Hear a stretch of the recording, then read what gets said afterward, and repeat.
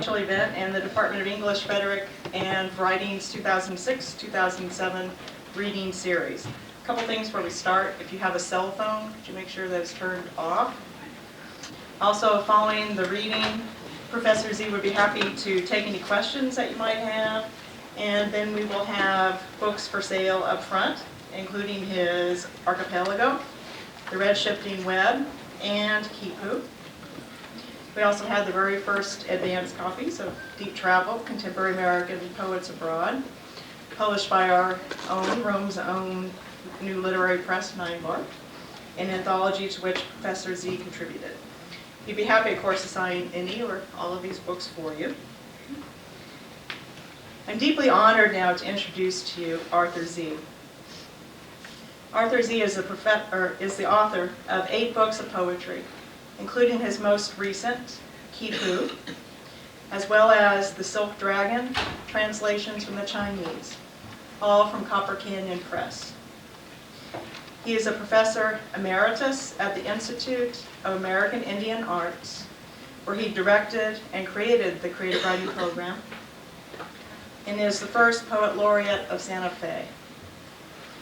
His awards include a Lannan Literary Award, a Lila Wallace Reader's Digest Writers Award, and 2 National Endowment for the Arts Fellowships. A second-generation Chinese-American, he has traveled extensively, including to China, Japan, and down the Aegean coast of Turkey. In Z's poetry, word and image are at once lush and restrained, sensual and cerebral, celebratory and elegiac, cataloging the clearly beautiful as well as the unexpectedly so, as in these lines. You smell saffron, cardamom, frankincense, cinnamon, ginger, galangale, thyme, star anise, fennel. Open your eyes to leeches in a jar. As contemplative as they are observant, Arthur Z's poems look deeply within and deeply into the without, understanding for us the interconnectedness of all things, or as one poem says, how the balance of a life sways and a petal may tip it. In the circumference of a circle, the beginning and end have no end, Z writes.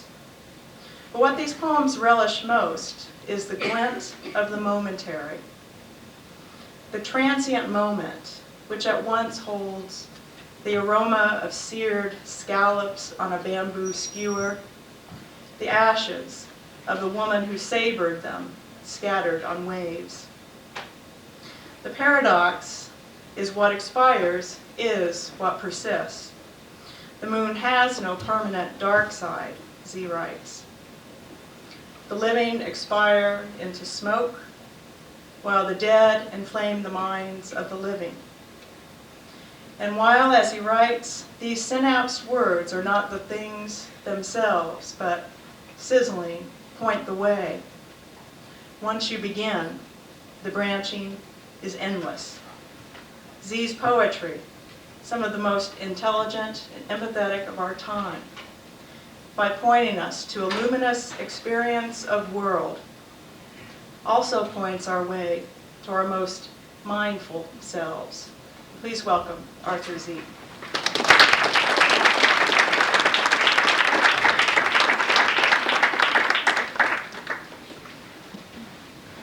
Thank you, Sandy, and I'd like to begin by thanking Sandy Meek for putting my name into the Georgia Poetry Circuit. And they contacted me and invited me to read across southern Georgia in November, and then I'm beginning this tour across northern Georgia this evening. And I want to start by reading the 3 poems Sandy selected from Deep Travel. It's a wonderful and important collection, I think, with what's happening in the world. It's so important we understand what's happening in different cultures. And I think every writer has his or her obsessions, and one of mine has to do with, I like to call it cultural parallax, how you look at something from one angle and then perceive it from another angle, and the kinds of shifts that can occur. This first poem is called In Your Honor. In your honor, a man presents a sea bass tied to a black lacquered dish by green spun seaweed. Is heard throughout the room. You're unsure what is about to happen. You might look through a telescope at the full bright moon against deep black space. See from the Bay of Dew to the Sea of Nectar. But no, this beauty of naming is a subterfuge. What are the thoughts of hunters driving home on a Sunday afternoon empty-handed? Their conception of honor may coincide with your conception of cruelty. The slant of light as sun declines is a knife separating will and act into infinitely thin and lucid slices. You look at the sea bass's eye, clear and luminous. The gills appear to move ever so slightly. The sea bass smells of dream. But this is no dream. Such delicacy is heard throughout the room, and the sea bass suddenly flaps. It bleeds and flaps as the host slices, slice after slice of glistening sashimi.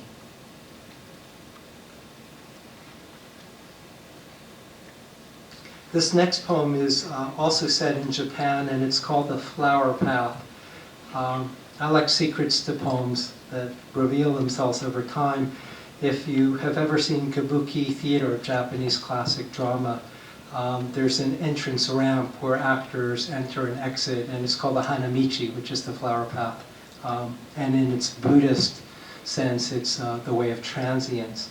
The other thing I want to say is the word Daruma. It's the Japanese name for Bodhidharma, the founder of Zen. In Chinese it's called Jan, but in Japanese, Zen Buddhism. And the Daruma dolls in Japan are kind of a folk art. And you buy the doll, and the Daruma has no eyes. And as you travel across Japan, you can see a one-eyed Daruma. And that's when you make a wish, and the wish has not yet been fulfilled. And then if the wish gets fulfillment, you get to paint the other eye in. So you can travel across Japan looking at blind, one-eyed and two-eyed Daruma dolls. The setting for this poem is a Zen archery temple in Kyoto. It's called Sanjusan Gendo, the veranda with 33 bays. So that's the setting, the flower path. Down to this north end of the veranda, across the view of 1,001 gold-leafed statues of Guanyin looking west. Wasa Daiichiro in 24 hours in 1686 shot 13,054 arrows, of which 8,133 were bullseyes. Today, no one can pull the 200-pound laminated bamboo bow to send a single arrow with a low trajectory the length of the 33 bays. As you walk on the veranda, you see a tree full of white bags tied over peaches. Hear the sound of bells at a fish auction. Note the stares of men sitting on tiers under lights. You are careful not to raise your hand as you examine a 200-pound tuna smoking just unpacked from dry ice. At lunch, you put a shrimp in your mouth and feel it twitch. You enter a house and are dazed as your eyes adjust to 100 lined darumas in the room. You must learn to see a pond in the shape of the character mind. Walk through a garden and see it from your ankles. A family living behind a flower arrangement shop presents the store as a face to the street. The eldest daughter winces when the 80-year-old parents get out wedding pictures of the second daughter. At night, the belching sounds of frogs. In the morning, you look in rice paddies and find only tadpoles. You are walking down into a gorge along the river, turn to find stone piled on stone offerings along a path, and on rocks in midstream. In the depths of the cave, a gold mirror with candles burning. Deer running at dusk in a dry moat, iris blooming and about to bloom. You are walking across moon-crossing bridge in slashing rain. Meet a Rinzai monk with a fax machine who likes to crank up a Victrola with a gold horn. You see the red ochre upper walls of a tea house, and below the slatted bamboo fences called dog repellers. You stop at the south end of the veranda and look north. An actor walks off the flower path ramp, cross-eyed amid shouts.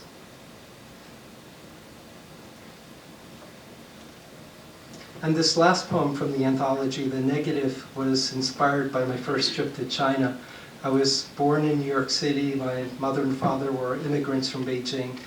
And in 1985, I had the opportunity to visit China for the first time and see where my family lived. And I met relatives, and it was the end of the period called the Cultural Revolution. During that 10-year period in China, all the universities and schools were closed. And students wore red armbands, and basically you read Mao's Red Book, and you learned to have a kind of revolutionary purity. And a lot of the horrors of that time have been well documented. But as I traveled across China and met relatives and heard story after story and the kinds of transformations, I had this image of, instead of photographs, of seeing like negatives, reversals. The negative. A man hauling coal in the street is stilled forever. Inside a temple, instead of light, a slow shudder lets the darkness in. I see a rat turn a corner running from a man with a chair trying to smash it.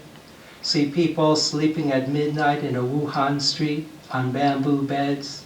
A dead pig floating, bloated, on water. I see a photograph of a son smiling who 2 years ago fell off a cliff, and his photograph is in each room of the apartment. I meet a woman who had smallpox as a child, was abandoned by her mother but who lived, now has 2 daughters, a son-in-law. They live in 3 rooms and watch a colored television. I see a man in blue work clothes whose father was a peasant who joined the Communist Party early, but by the time of the Cultural Revolution had risen in rank and become a target of the Red Guards. I see a woman who tried to kill herself with an acupuncture needle, but instead hit a vital point and cured her chronic asthma. A Chinese poet argues that the fundamental difference between East and West is that in the East, an individual does not believe himself in control of his fate, but yields to it. As a negative reverses light and dark, these words are prose accounts of personal tragedy becoming metaphor, an emulsion of silver salts, sensitive to light. Laughter in the underground bomb shelter converted into a movie theater. Lovers in the Summer Palace Park.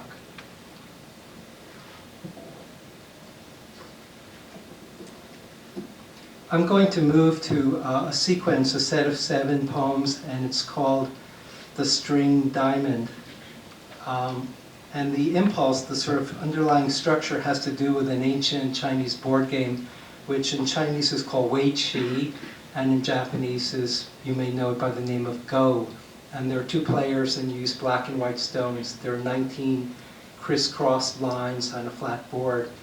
And if you're a beginning Go player, there's a tendency to think linearly and to sort of put stone after stone. The idea is to control these empty spaces and control the board, which is the cosmos. And if you have, say, a black stone and it's surrounded by 4 stones, then that black stone is suffocated and you remove it. And so it's a game where you try and surround your opponent, basically. But very good Go players put a stone here and a stone there and a stone there, and as a beginning Go player, I look and I have no sense of how they connect or don't connect. but if you, again, play a good Go player, in no time you find yourself surrounded. So a really easy way to lose in Go is to sort of put stone after stone after stone and to sort of plod along. A really good Go player will see these connections that you can't quite see. And that image runs and is a kind of string running through the poem. It's called the string diamond. An apricot blossom opens to 5 petals. You step on a nail, and even as you wince, a man closes a mailbox. A cook sears shredded pork in a wok. A surgeon sews a woman up but forgets to remove a sponge. In the waiting room, you stare at a diagram and sense compression of a nerve where it passes through the wrist and into the hand. You are staring at black and white counters on a crisscrossed board and have no idea where to begin. A gardener trims jamisa in a driveway. A roofer mops hot tar. A plumber asphyxiates in a room with a faulty gas heater. A mechanic becomes an irrational number and spirals into himself. And you wonder what inchoate griefs are beginning to form. A daykeeper sets a random handful of seeds and crystals into lots.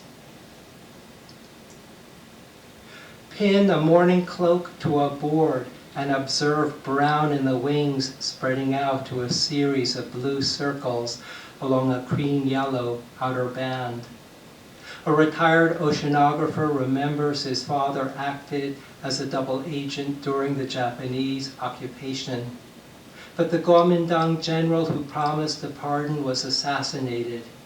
His father was later sentenced as a collaborator to life in prison, where he died.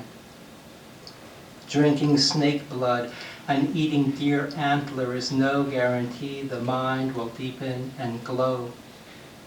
You notice 3 of the 4 corners of an intersection are marked by ginkgo, horse chestnut, cluster of pear trees, and wonder what the significance is. Is the motion of a red dye droplet descending in clear water the ineluctable motion of a life? The melting point of ice is a point of transparency, as is a kiss, or a leaf beginning to redden, or below a thunderhead lines of rain vanishing in air.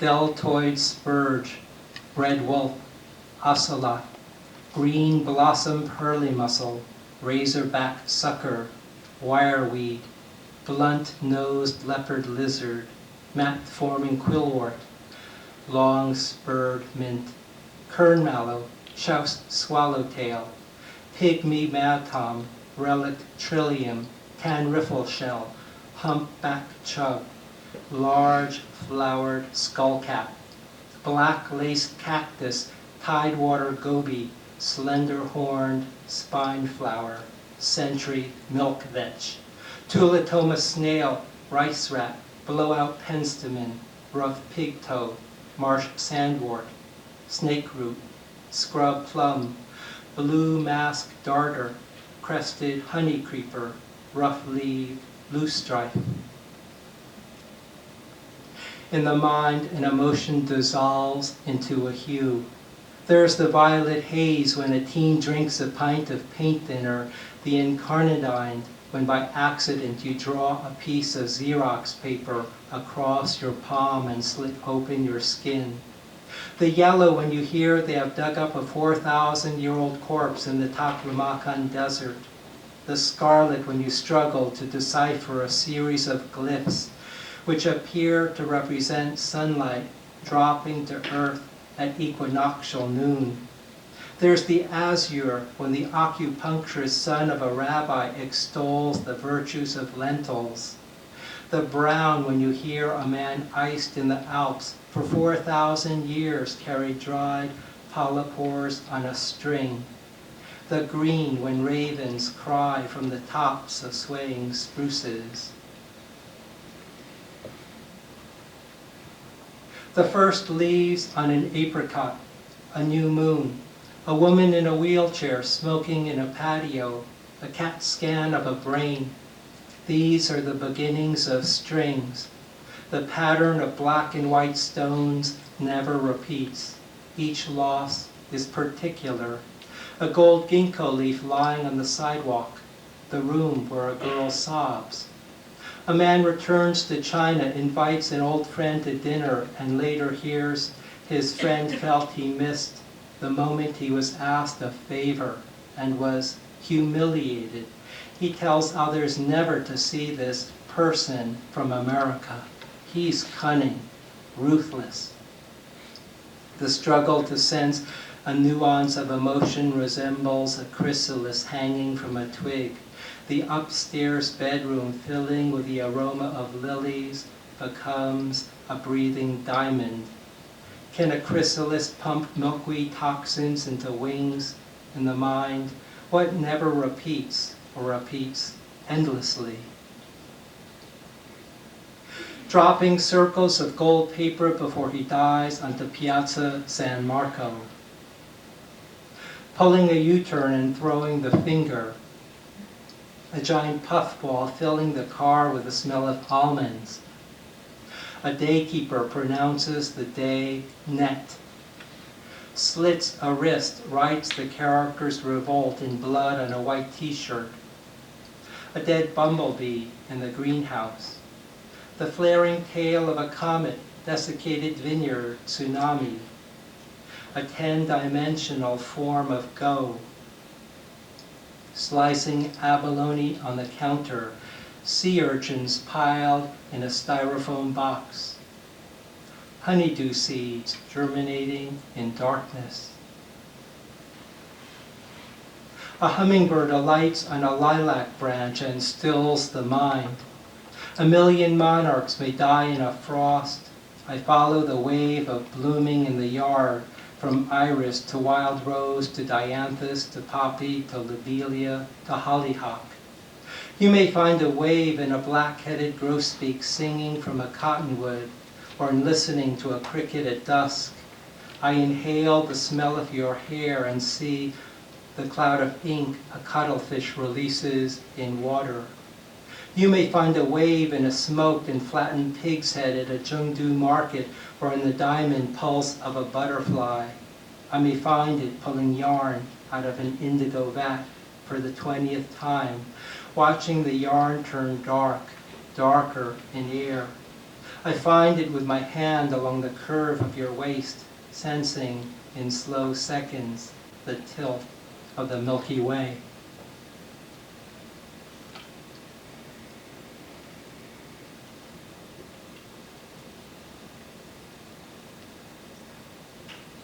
This next poem is in two sections. It's called The Unnameable River.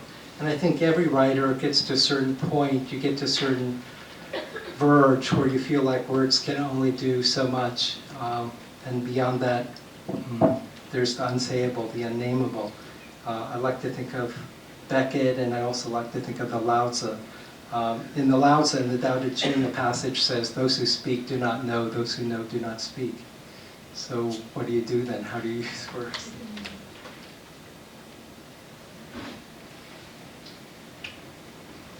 The Unnameable River. Is it in the anthracite face of a coal miner, crystallized in the veins and lungs of a steel worker, pulverized in the grimy hands of a railroad engineer? Is it in a child naming a star, coconuts washing ashore, dormant in a volcano along the Rio Grande? You can travel the 4,000 miles of the Nile to its source and never find it.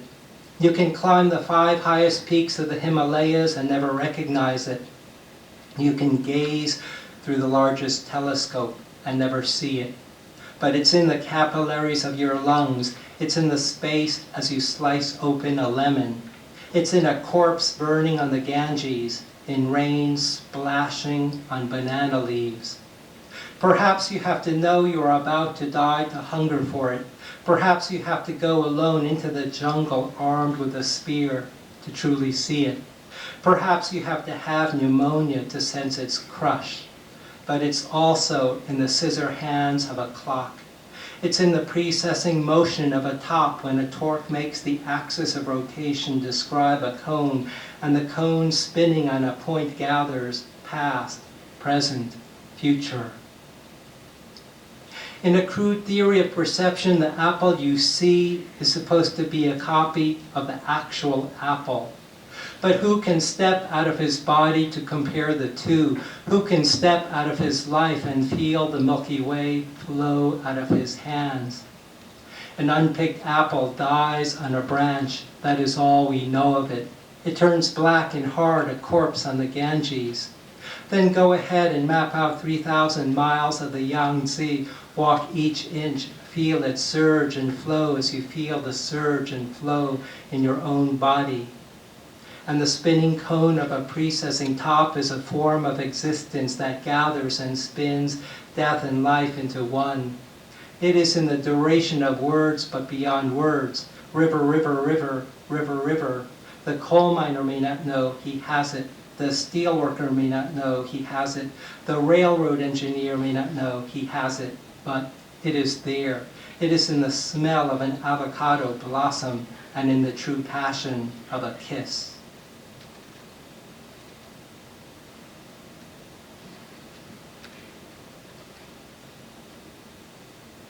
I'm going to move to my most recent book, which is called Quipu, which is an Inca word, and it means knot, as in tying string into a knot. And it turns out that the Incas used these knotted cords to record their language, and they think all of the myths, legends, and histories are recorded on these strings. So here's my obsession with strings, and I gave myself little challenges like writing poems that were syntactically one sentence, or using certain letters of the alphabet with a kind of symbolic twinge or meaning. And this first poem is called X and O. Someone flips a lit match off the road near a cluster of cattails, takes another swig of beer, presses on the gas. The match is not specifically aimed at you. You just happen to be there, at a stop sign, in a parking lot, on a ferry, at a terminal. As a lens narrows sunlight to a point that blackens into flame, go ahead, zero in. Try to X out a ball of jasmine sprig that unfurls in boiling water. X out a red-tailed hawk shifting on a cottonwood branch at dusk. X out coyotes yipping as they roam by new moonlight up the road. X out the dissolving suture threads in your mouth. X out a dog's bark, a baby magpie falling from a nest wandering on gravel. X out a flicker feather in the mud. You can't X out diarrhea. X out a barn erupted into flames. X out firefighters lined up in trucks along Russian olives. X out the charred grass and stubs of fence posts. X out a pang, place of birth or time of death. X out at an intersection of abscissa and ordinate dark matter that warps space and time. You can't X out a cloud, so make a lens of it the next time you chop cilantro at a counter, the next time you push through a turnstile.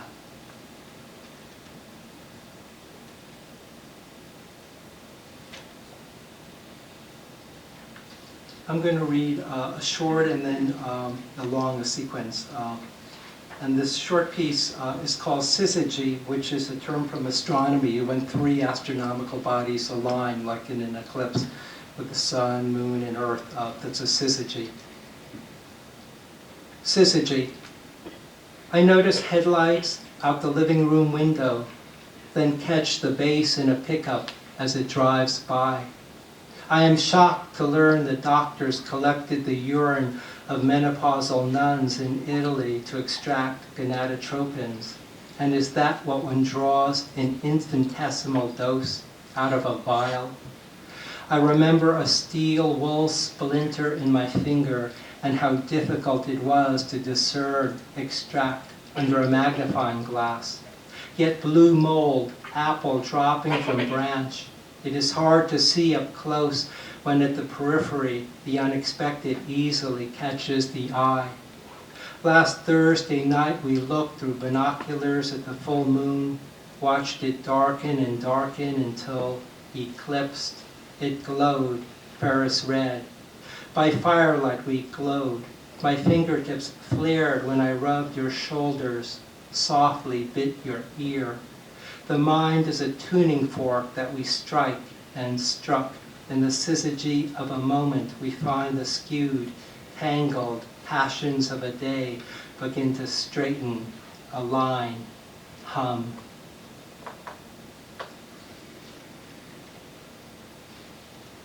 See, I think one more short poem and then the sequence. This next poem is called Ox Head Dot.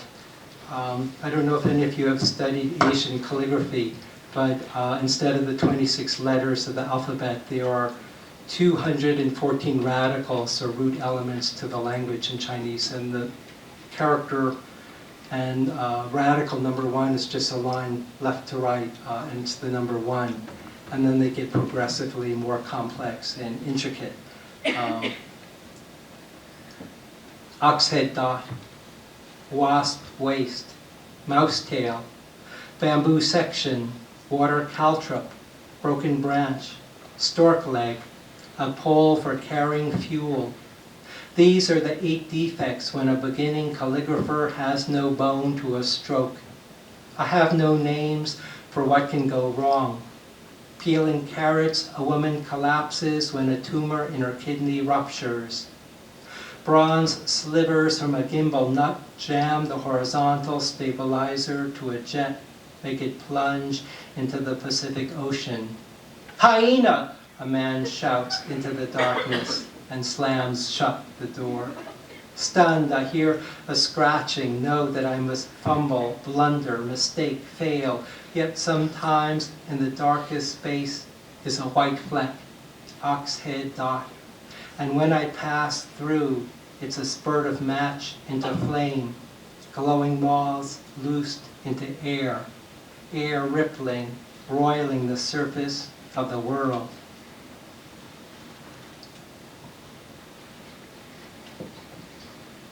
I'm going to close with a sequence of 6 fairly short poems. It's called Aqueous Gold. Aqueous Gold. At 6 a.m., the Big Dipper has swung overhead. In an hour, you will look up to rose-tinged cirrus clouds. When I've shut my eyes, waves unfurl. I rouse the cries of birds before sunrise. Recall the imprints of our bodies in white sand. From the beach, water deepens into teal blue in no time. Aqueous gold ripples on the surfaces of waves, but when you reach for it there, it is here. And when you reach for it here, it vanishes. The mind craves to make something perdurable out of something as tenuous as candlelight, something that becomes more and more itself through vicissitude. When a selenographer plots the moon's seas, does he inscribe a memory that can batter as well as renew?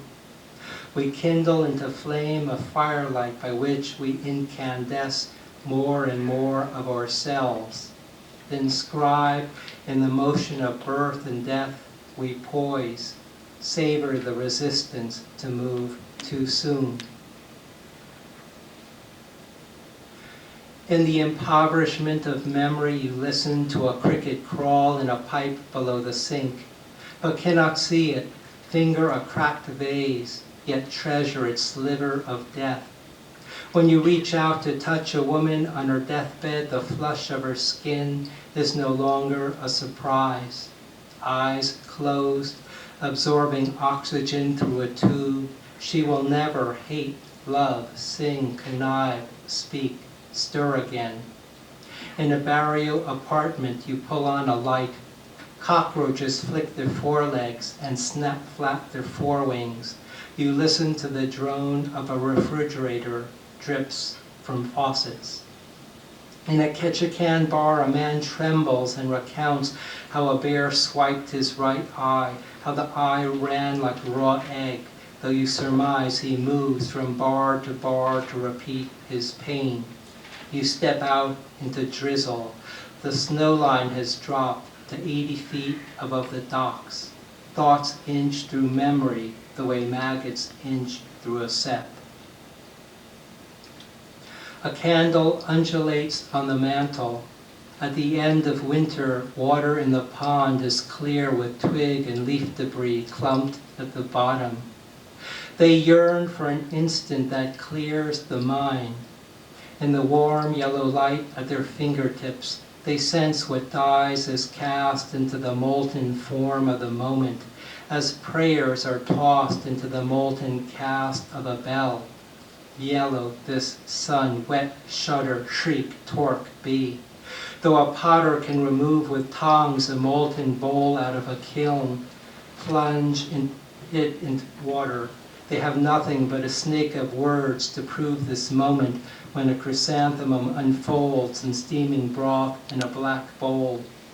When it heats, warms their hands, when they recognize a pale green leaf is beginning to flare out, apple tree beginning to bud, when a sliver of moon begins to widen, when they quiver and end the stillness, begin to stretch into another glistening stillness. Tying a balloon to the zoo's iron gate, he catches the blink of a cashier before she rings up another fee. Hungers for the moment a turtle slips into water. Inside, he pauses at a tank, views nothing, puts his hands on glass. At once a phalanx of piranhas veers and repels light. He studies their glistening jaws, eyes, incisors. Turns to a peacock pacing back and forth on the floorboards, scarlet ibises with folded wings. A loss can ravel the mind with grief, and meteor shower, hours, days, minutes, seconds, make us reach for white narcissi by the window at sunrise. In the park, crimson and orange oak leaves burn into transparency. Is a moment of death a seed?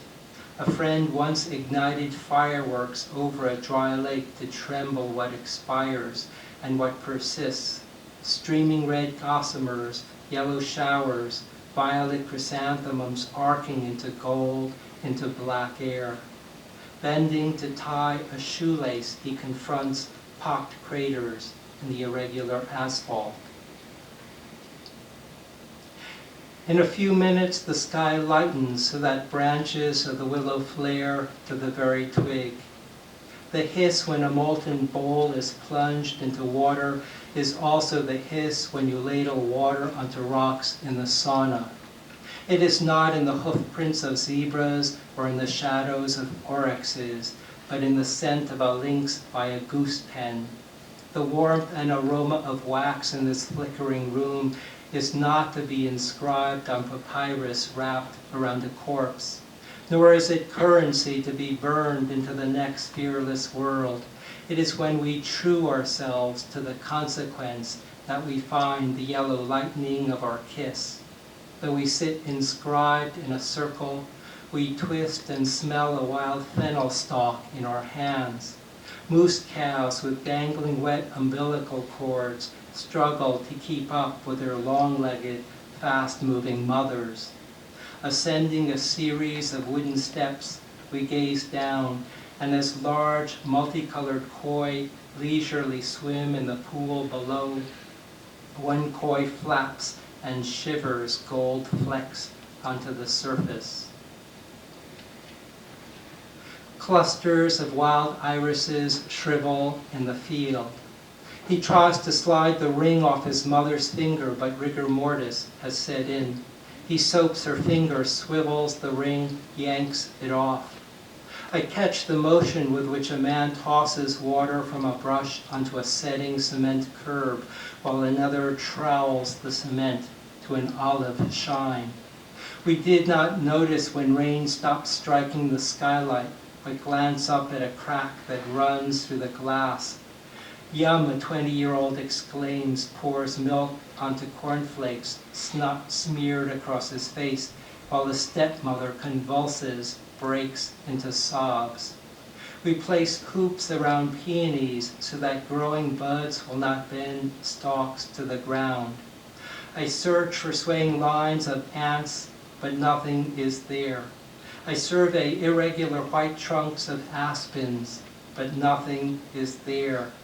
As that swivels into this, I thread a tiny screw to fasten the bracelet around your wrist. You pull back a wooden slat to open the gate. Thank you.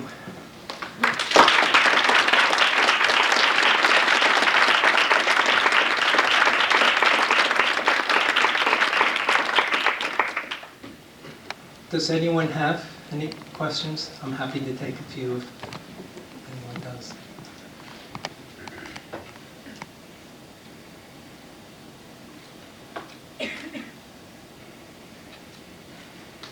Yes? I guess what originally inspired you to get into this? I think I was seized by poetry. I was telling Sandy earlier today that I'm a science dropout.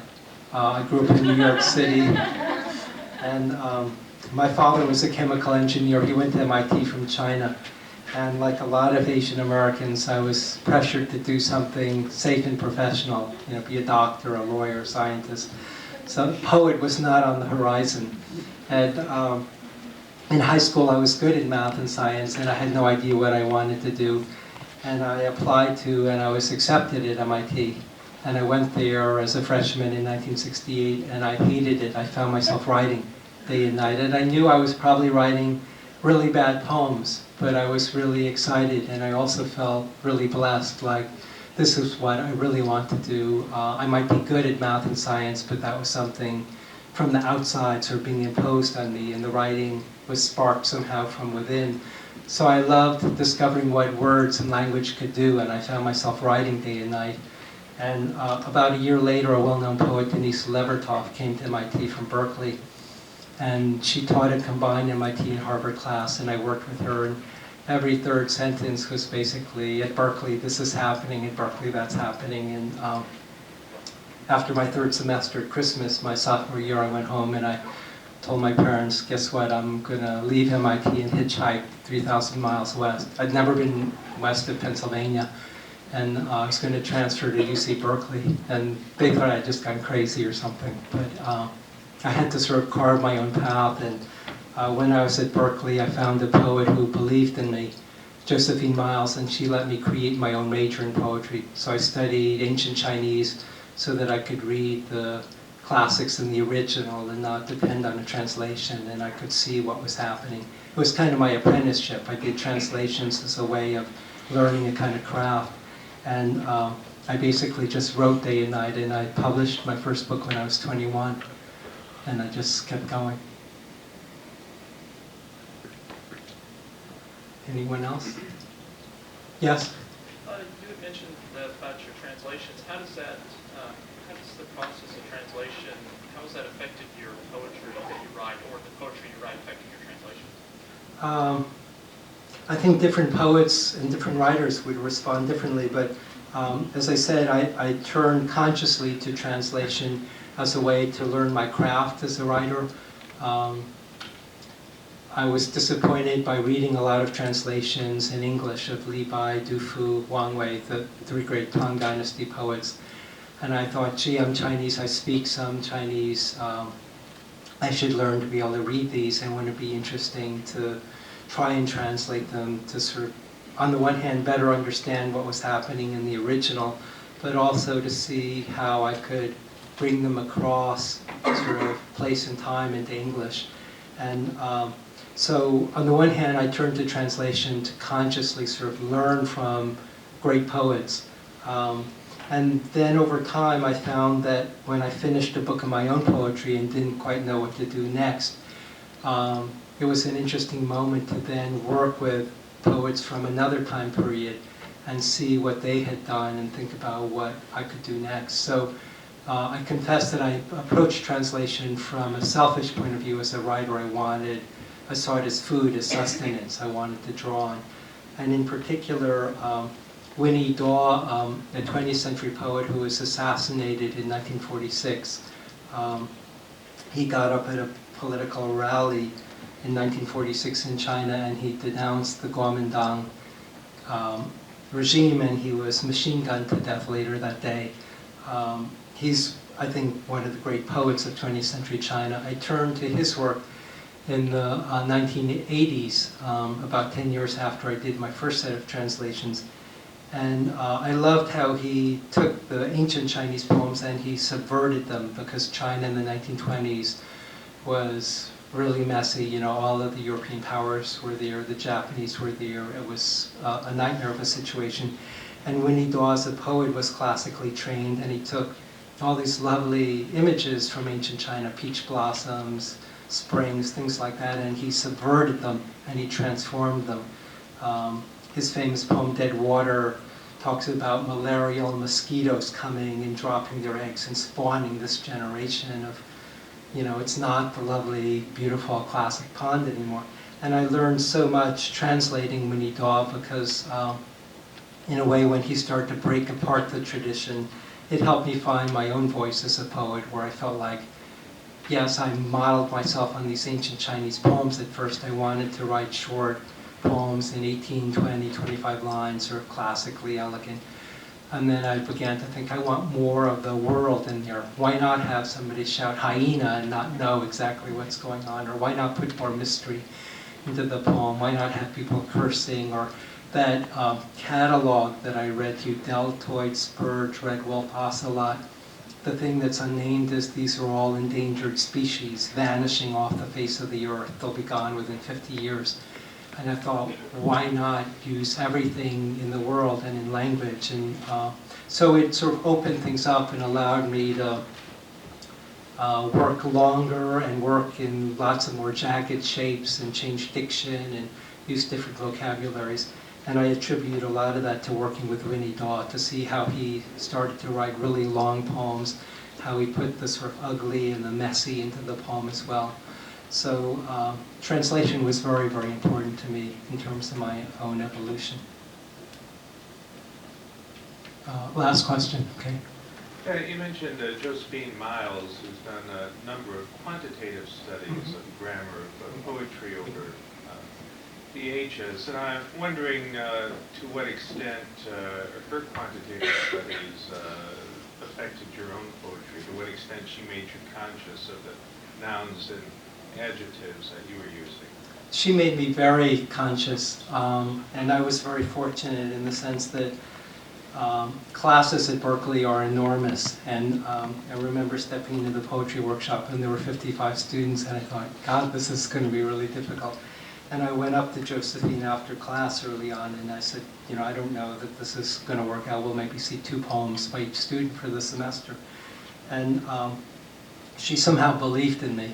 And she invited me to her house for tea, and I thought she was going to like rip apart all my poems or say something. Anyhow, she somehow singled me out, and she went through very carefully, line by line, what I'd written, and she sort of questioned, and she proposed different things. She looked at the syntax, she looked at the vocabulary. So I got a whole training outside of class that was really fantastic. And then she would just say, you know, have you read Pablo Neruda? And I hadn't read any Spanish. And then she'd say, I want you to read everything of Neruda. And this was not a class at all. She would just say, I want you to come back in 2 weeks and we'll talk again. Or then she'd say, I want you to read Rilke this month. And I got this whole training outside of class. None of it was for credit.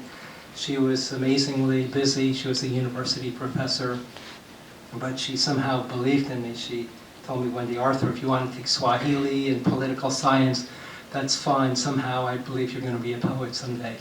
So I was very, very fortunate to have her as a kind of mentor and someone who believed in me. And I've read a lot of her critical works, but I got it indirectly in the sense that I didn't study formally in a class on critical theory with her, but over conversations I absorbed a lot of what she thought about poetry. Let's stop here. Thank you.